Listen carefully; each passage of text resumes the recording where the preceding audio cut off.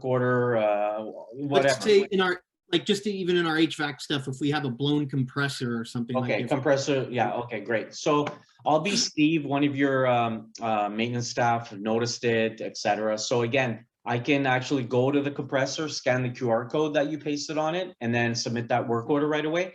It pre-populates everything, the building, the location, the asset, etc. In this case, I'm on my desktop. I'll just click submit work order here. All right, compressor, oops, compressor, oh my goodness. Compressor has its lid. How about that? All right, this text I'm writing, whether it's on the mobile or desktop, is going to become the hyperlink that Chris is going to receive. So Chris, you don't even need to get notified. You're going to get an email, and the subject is, and the hyperlink and the subject line is going to be compressor has blown its lid, right? You click the link, it'll take you right to the work order, whether you're on the desktop or the mobile. It's also the push notification, you know, the pop-ups on your iOS, on your Apple or devices and Android. So again, you click those pop-ups, the push notification, take you right to the work order. Reference ID is an open field. You can use it any way you want. And again, you can customize the letters here, or sorry, the labels. So reference ID, you can change it to GL code or some kind of code that only you guys use. I'll just put 1, 2, 3 here. Category, this is obviously HVAC, again, customizable and required, right? You need a title, category, priority to submit a work order or create a PM. So I'm going to put HVAC.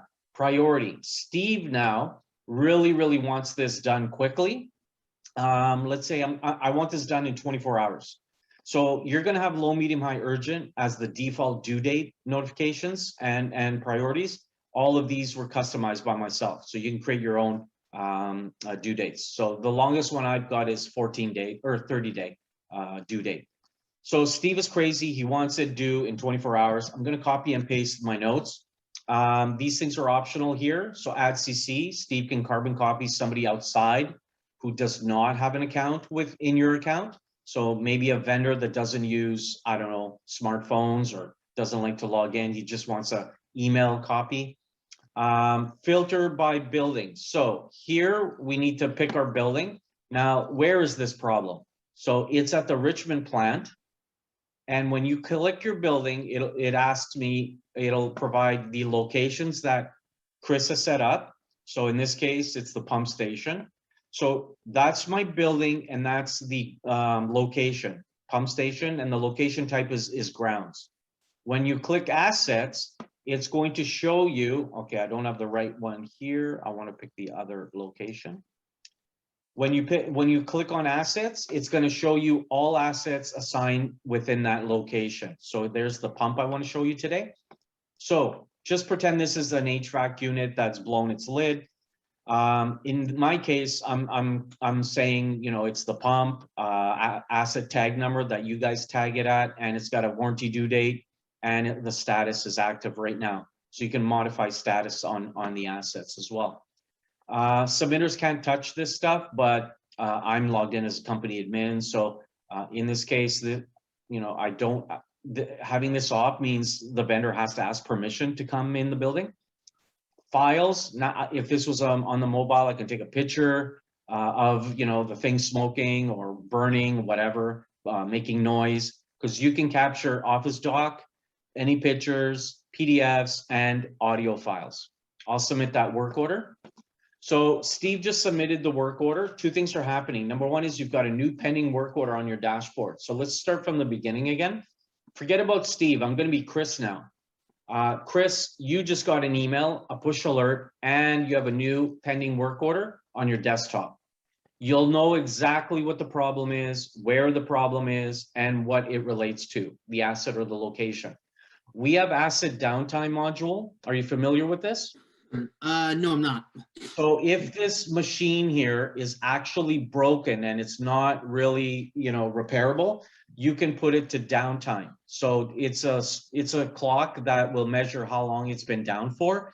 If you put assets, this asset to downtime, set it to downtime, no one else can create a work order against it, and all the PMs that you have set up will stop generating against it because it's really broken. We can't repair it right now. So you send it out for repair, or somebody repairs it, and you can bring it back up again, uptime. So that's just one way to manage your assets. Now, Oh, Chris that's needs. Sorry. So now what you need to do is you're going to, like Chris, you're reviewing this on your mobile. You can approve or reject this work order. Okay. If you click reject on the mobile, there's a pop-up. Steve was not going to get that info. Any pop-up info goes into the status history permanently. So if you guys were public or you get audited, all status histories, everything that happens in the work orders are always permanently in the status history. We're not going to reject it today. We will approve it. Now, the email system is the notes and the comments in Maxpanda. So the notes is what Steve can continuously add to. Like tomorrow I can add this, and you're going to get another email with the updated comment. But the comment is where your maintenance staff or vendor would put in the comments, like replaced fan or replaced motor, invoice attached, whatever. That's what this comment here is going to get sent back to Steve. So he knows what was done, you know, and that it is completed. If you don't want Steve to get any comments, you would put it here in the private notes section. Okay. Going down here, all the timestamps are done automatically by simply using your thumb and clicking the status buttons. So we timestamp everything. Now, Chris, you know who created it. They have a username, they logged in.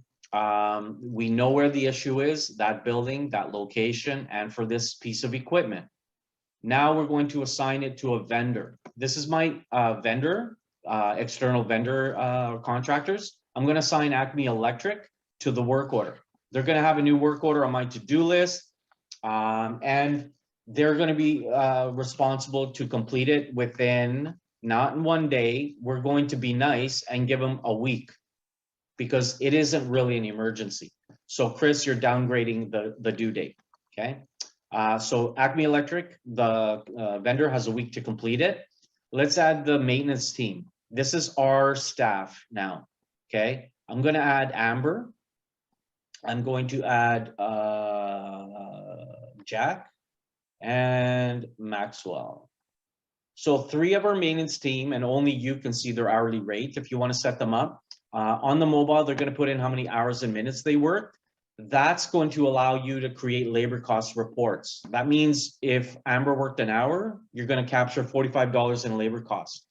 I can run a report or schedule a weekly report to be sent to me, and which will tell me exactly how much is Amber costing the organization every week, month, year, whatever. We also have tool time if you want to use it. It's a start and stop clock. This will measure how long did it take Amber to replace the motor, actually using tools. So this could have been 1 hour. But, you know, she had to go get the tools. She had to go buy parts at Home Depot, wherever. Total labor hours was like 5 hours, right? So we allow you to capture 2 different hours. So we've assigned it to 3 staff. I'm going to go back up here now to the task module. A task is something that you develop your in your task library, a bunch of checklists. So I'm going to add a new one. I added the pump to this work order, or sorry, Steve did. So Chris, now you want a digital checklist. You want a full checklist done on the pump. So you created this thing a year ago, you just click add. I'll show you what a checklist looks like. So when you add a task to a Maxpanda work order, all this has to be completed before the work order can be completed. So think of it like a project within a project. So this is a full checklist on the CRN pump. Okay, it's a template that we added to this work order. You can assign a different staff and a different vendor to the task. So Home Depot with Donald are responsible to do the checklist, not to replace the motor. Now, the type of details you can capture, which these are going to be completed on the mobile, are checkboxes. You can capture numbers, letters, range values, dates with time. So a range value could be like a pressure check, a temperature check. So if I put in 134 here, it is inside of Chris's desired range. So everything is cool. I'm going to be able to complete the task, right? And save my data. Then I can go and complete the work order. But what happens if I put 234? That's outside of the range that Chris set up. So I'll still be able to complete the task, but Chris, you're going to get an email and a link right to this task. You need to know when things are outside of your task range. Now I'm going to remove the task. Do you have any questions on tasks? No, it seems pretty straightforward. It seems like you can really set a lot of parameters and like. Yeah. It I'll remove it on this work order because I don't want to click a whole bunch of checkboxes. Now, part management. I know you guys use a lot of parts, so you'll notice 3 parts came up automatically. It's because the work order, the asset that was assigned to the work order, I pre-assigned these 3 parts to it. So they'll always appear on every work order automatically. This way my staff know exactly the size of filter, what kind of glue, metal rings to bring to do a repair or fix on this unit. We have your cost, and with average as cost as well per part, and your inventory. So as you can see here, metal ring, we got 271. You can set minimum part notification when this number hits 200. Email Chris, and Chris can create a PO right away. So here, this is where the staff would put in, or vendor, how many internal parts they use. We added staff. We don't have an invoice from your vendor yet. Well, again, Chris is still approving it. Work order attachment will store every upload that's been attached to this work order. And again, as many as you want. Company attachments is things that Chris set up. So that floor that we selected, we have an aerial and we have a floor plan. The floor plan will be available for everyone within this work order who's assigned to the work order. We also have a Google map to help our vendors know how to get to, the facility or whatever. The piece of equipment, this pump here, we've got a YouTube video, a movie file that will help our team understand how to fix this thing. We have the manual and a floor plan of exactly where it's situated in the manufacturing plant. Same with the part. Now these things will always appear if that particular location, asset, and part is selected. Okay, I know I went into a lot of detail. I do apologize, but Chris, no worries. All you had to really do is define your preferred due date, make sure everything, extended or keep it the same, and add your staff or vendor and click approve. Now on the mobile, literally that takes, 20 seconds. So 2 things just happened. I got a push alert. I got an email.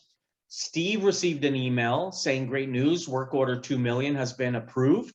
So I don't need to call you, Chris. I don't need to bug you. I know you guys are starting the job, right? And everyone assigned to the work order also received an email and a push alert. So let's go ahead and open it up now. On the mobile, it's a little bit more streamlined. Now, you'll notice there's more status options, okay?